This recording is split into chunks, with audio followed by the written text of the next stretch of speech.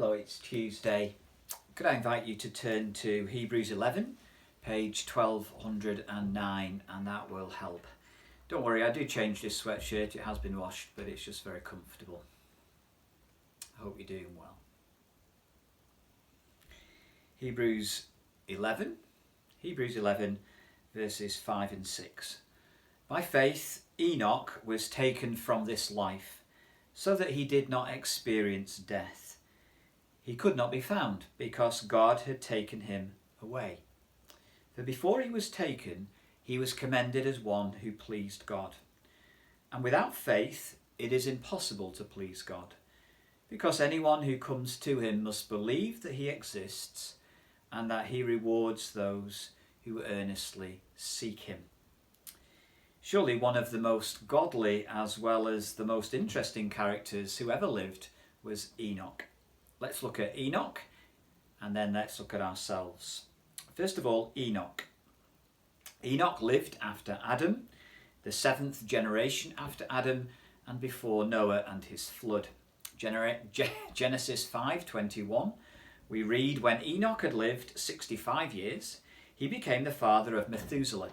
After Enoch became the father of Methuselah, Enoch walked faithfully with God 300 years and had other sons and daughters. Altogether, Enoch lived a total of 365 years. Enoch walked faithfully with God. Then he was no more, because God took him away. Wow, where's Enoch? Well, let's look at Hebrews 11:5. Enoch was taken from this life, it says. This one word used 3 times in verse 5, translated taken. It's the Greek word metatithemi. In the old version, it was translated, not like a word translated, but translated. Transferred from one place to another. In Acts 7, the word is used. Jacob's body was transferred back to Shechem, Acts 7:16. So Jan hopes soon to transfer places from a flat in Somersham to her house in Ramsey. Removal at one place to another place. He was taken from this life. He was obviously taken up to heaven. Without his body dying, he did not experience death. That is unique, I think, except Elijah. The text says he did not experience death. The verb used here is to see death. Experience is a good translation, by the way, but maybe there's a word play on see. See seems to be a motif or theme throughout Hebrews 11. And then a quote from the Greek version of the Old Testament passage in Genesis 5. Just in brackets here, the writer of Hebrews believed that Genesis was true history. He did not experience death, verse 5. Quote, he could not be found because God had taken him away, quoting Genesis 5:24. Wow. Enoch was taken away before he died. Why was Enoch taken away in such a miraculous and unique manner? Perhaps there are answers to that in Genesis 5, but here in Hebrews 11, what does the text say? I think it's this, that God was so pleased with Enoch, and God was so pleased with Enoch because of his faith, verse 6. Enoch was such a faith-filled person that God rewarded him with a miraculous removal to heaven. That before he was taken, verse 5, he was commended as one who pleased God. Verse 6, and without faith it is impossible to please God, because anyone who comes to him must believe that he exists and that he rewards those who earnestly seek him. So Enoch and now us. Why is Enoch put here?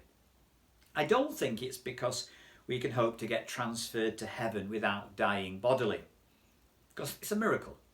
I think it's because Enoch is the lived out example of verse 6. Enoch was, verse 6, certain of the existence of a God he could not see. Enoch was certain of the kindness of God to reward him. Enoch was a God seeker. And therefore, Let's just look at verse 6 about faith and life and faith and death. First of all, faith and life. I think we learn here from Enoch and from these verses that faith is a walk, a daily walk, in the presence of God. Interestingly, in Genesis 5 it says Enoch walked with God. Faith is walking with God. Faith is viewing the unseen God as if he was seen. Interestingly, verse 6 says, faith is believing that God is. A Christian is more than just believing God exists. However, being a Christian is never less than believing that God exists. And my guess is that if I live tonight really thinking that God is, that God exists, that God is, for me, my life would be very different tonight and tomorrow. John Calvin writes in 1540, to forget God is an easy thing. In 1540 Geneva, everyone believed in God, but Calvin still says to forget God is an easy thing. And we're living in basically atheistic UK. When you see the TV put on the radio, you hear politicians or scientific experts, there is no mention of God.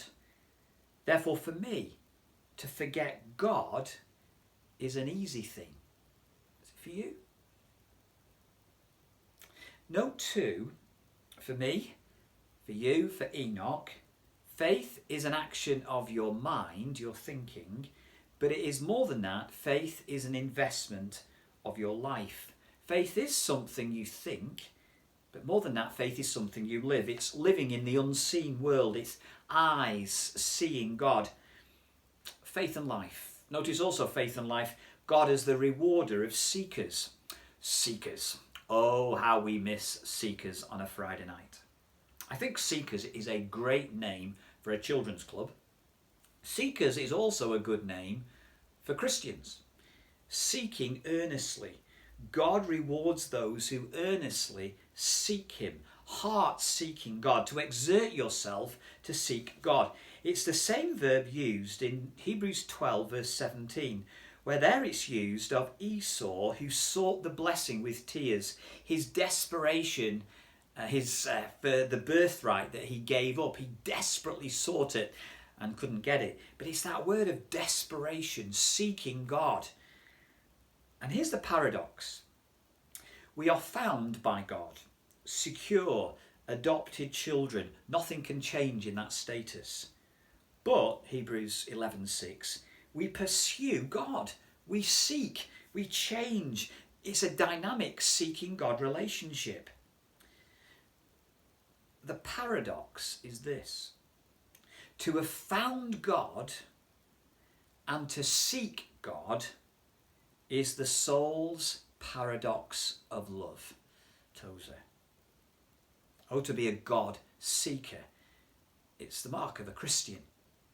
Pleasing God is possible for us, isn't it? Enoch was commended as one who pleased God, verse 5. God can take delight in us as we live for him, as we trust him, as we love him, as we think upon him. So that's faith and life, and then quickly faith and death. Unless Jesus returns, we will experience death before we go to heaven. You and I are not Enoch. But still, despite the fact that we will see bodily death, experience it, whether quickly or a slower death, despite all of that, going to heaven is a treat, not a tragedy for the believer. For the believer, going to heaven is a reward, not a punishment. Enoch's reward was heaven. Note the word reward is used in 10:35 across the page. Don't throw away your confidence, it will be richly rewarded. Heaven is the reward. The death of a believer, the death of a Christian, is not a tragedy, it is a reward. Now, the Bible says that young death especially is very sad, and all death is sad. Jesus wept. But the death of a believer is not the end of the world. It is a mere house removal to a better place, to a better person. It's a treat, it's a reward. So as I put my head on my pillow tonight, as you put your head on your pillow tonight, ask this question. Would I be disappointed if God removed me to heaven tonight?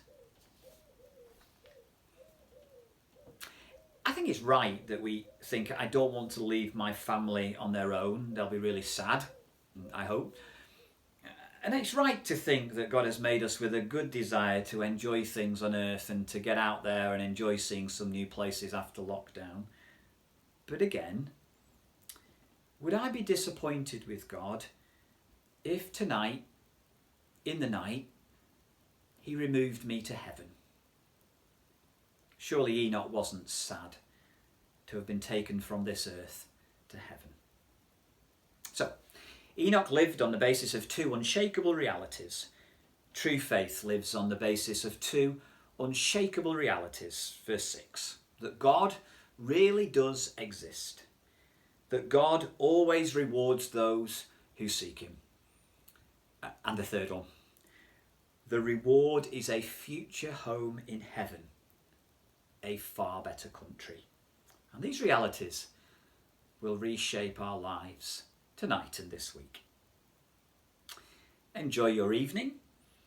There are some completely optional materials on the email, 2 sermons on Enoch, some interviews, study Genesis 5, the story of Enoch, or pray, or phone a friend or a fellow believer, or a friend who is a fellow believer, or spend some time in the flesh with someone, or some time on virtual reality, Facebook, Messenger, camera, whatever you want to do. But enjoy your evening, and I hope to see you soon, and if not, see you in a better country. Thank you.